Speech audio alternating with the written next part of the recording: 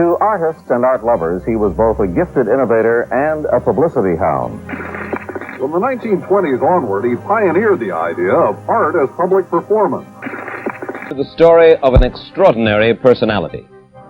He's Salvador Dali. Salvador Dali. Salvador Dali, the last of the great surrealist painters who died of heart failure today in Spain.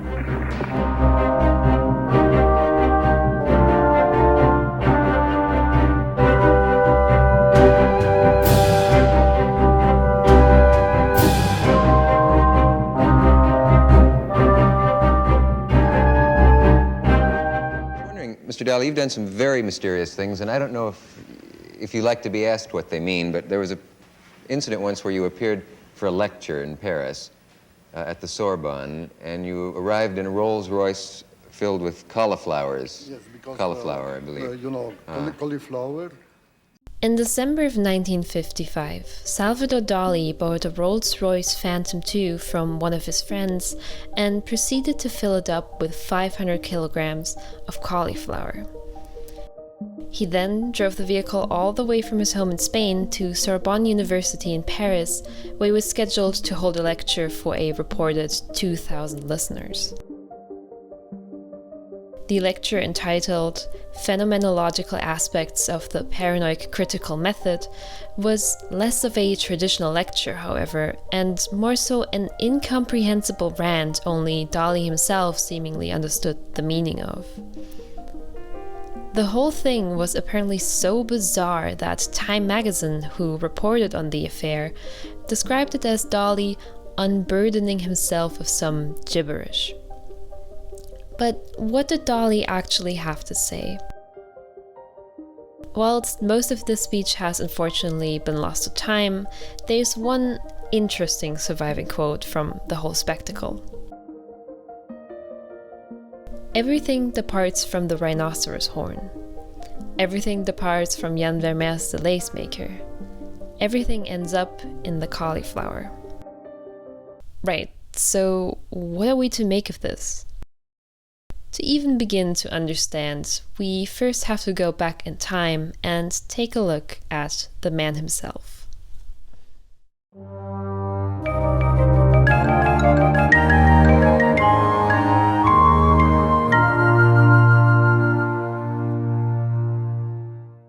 By 1955, or the year of the cauliflower incident, Dali, who was then 51 years old, was already a well-established painter, well known for his antics and eccentricity.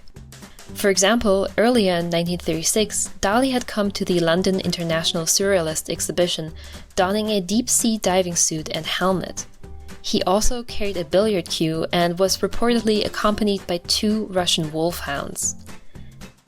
As he held a different yet surprisingly similar lecture entitled Fantôme Paranoïaque Authentique, a lecture barely audible because, mind you, he was still wearing his diving helmet, he started struggling for air. Dali had forgot to consider the limited air supply in his diving equipment and started to faint. Once he was removed from his gear, he simply said that he just wanted to show that he was plunging deeply into the human mind. Dali did not act a complete fool for no reason, however. You see, Dali had learned early on in his career that his antics were destined to spark a very public response.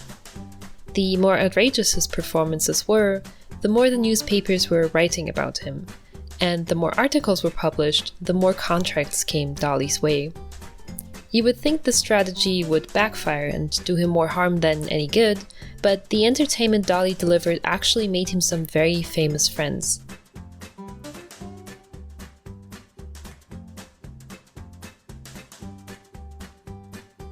And Dali loved the attention, and even more so, the money.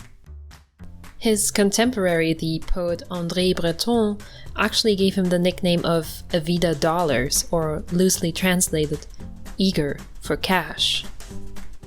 You get the idea. So we kind of understand why Dali decided to come to Sorbonne in such a grandiose fashion. Performance art as a means to get media attention, as a means to get money. Easy, right? But surely there's got to be a reason for the cauliflower.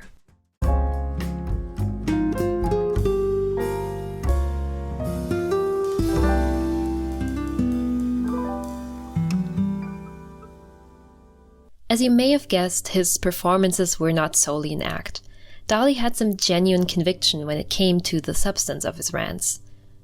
By the time of his Cauliflower adventure, Dali had grown a keen interest for the natural sciences and math. This was largely because of two major recent scientific achievements: the discovery of the double helix and the atomic bomb. It was post-war 1950s after all. More specifically, he became obsessed with all kinds of forms of complex geometric structures that make up nature on an atomic level, and so he started including these more and more in his artworks. From DNA strings of bubbles and butterflies to mushroom clouds that look like heads, you can start to see the symbolism everywhere.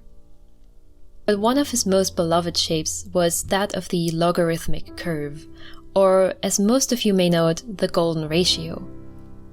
In its most basic sense, the golden ratio is used to mathematically explain how objects within an artwork have to be positioned to produce the most aesthetically pleasing viewing experience. Some of art history's most famous pieces follow this logic as well. The logarithmic curve, which builds the foundation of the golden ratio, is however not just some funky shape mathematicians came up with for the heck of it. It does actually occur in nature organically. You can find it everywhere, from nautilus shells to antelope horns, and even in the arrangement of sunflower seeds between the petals. Life truly imitates art, or vice versa. So let's get back to that quote. Everything departs from the rhinoceros horn, everything departs from Jan Vermeer's The Lace Maker, everything ends up in the cauliflower. Now, armed with our newfound knowledge, Dali's first exclamation is a little bit more comprehensible. You see, the horn of a rhinoceros almost perfectly follows the shape of Dali's beloved logarithmic curve. Arguably because of this, Dali became such a fan of the rhinoceros that he implemented the animal in tons and tons of his artworks, often in very provocative ways.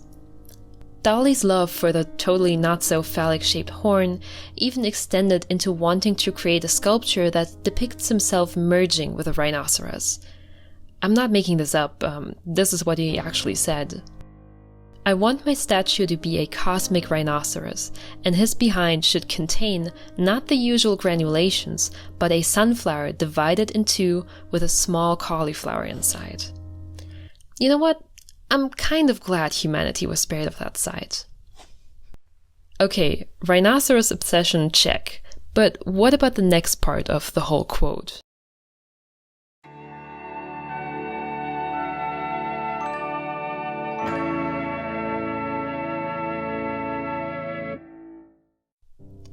Johannes Vermeer, or Jan Vermeer, was a Dutch Baroque painter who lived quite a while before Dali's time. You may know him as the artist who created the famous Girl with the Pearl Earring. The painting in question, The Lace Maker, was composed in 1669 to 1670 and features a young woman carefully placing a pin into her cushion on which she is creating a piece of lace.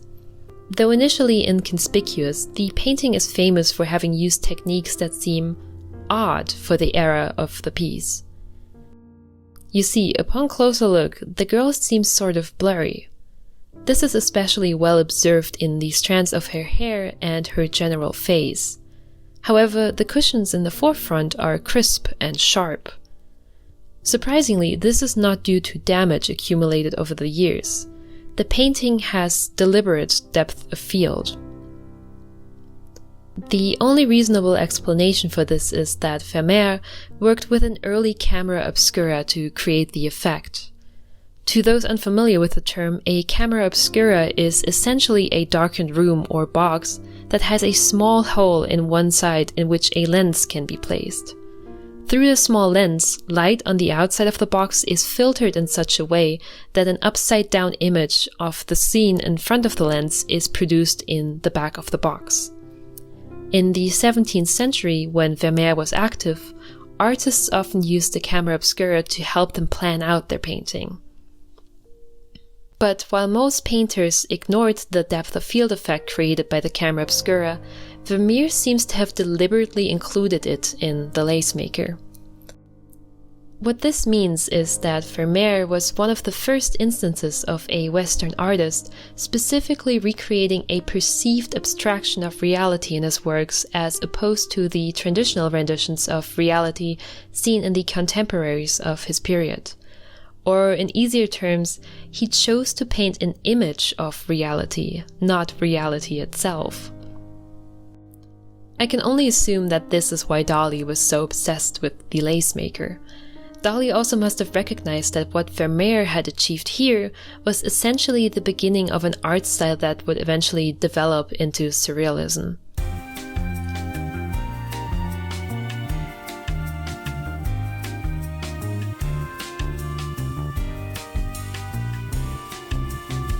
On top of this, Dali argued that the painting exhibited again a multitude of perfect logarithmic curves.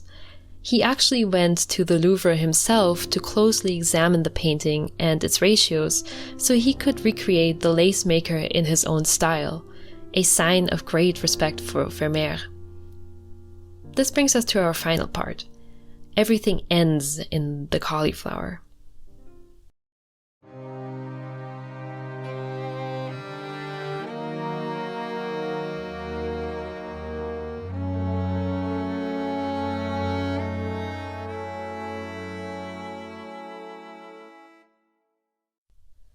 According to Dali, again, the cauliflower is one of the finest examples of the logarithmic curve in nature.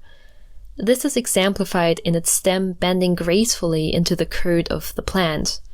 In an ironic twist, when Dali tried to show this to his attendees at Sorbonne, the examples of cauliflowers he had brought with him in the Rolls Royce were too small to really show the curve, a fact he would sheepishly apologize for.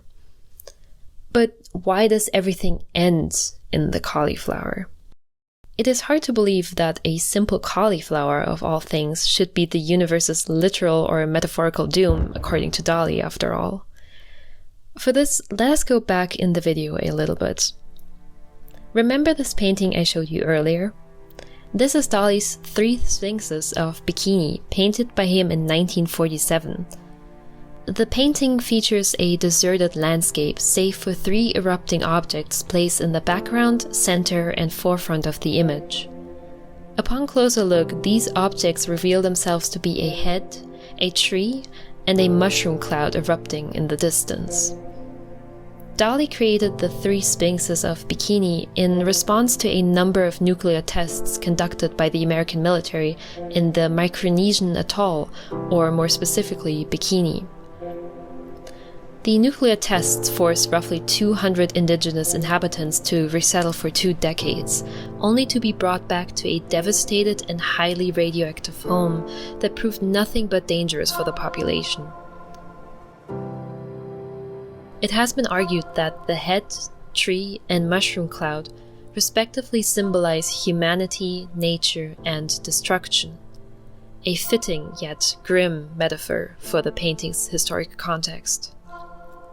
By now you may have already guessed what I'm trying to get at, but if not, take a closer look at the painting's mushroom cloud. Doesn't it look oddly familiar? Almost like, I don't know, a cauliflower? Was Dali sending us a warning? Was he, our grandiose and self-obsessed Dali, fearful of what humanity was capable of? Was he concerned that everything that according to him had originated in nature's logarithmic curve would one day end up in a very different kind of logarithmic curve? Maybe the cauliflowers Dali had brought to Sorbonne were his way of warning the next generation of the impending doom that nuclear warfare almost brought onto us in the Cold War. Maybe. But maybe Dali just simply hated cauliflowers.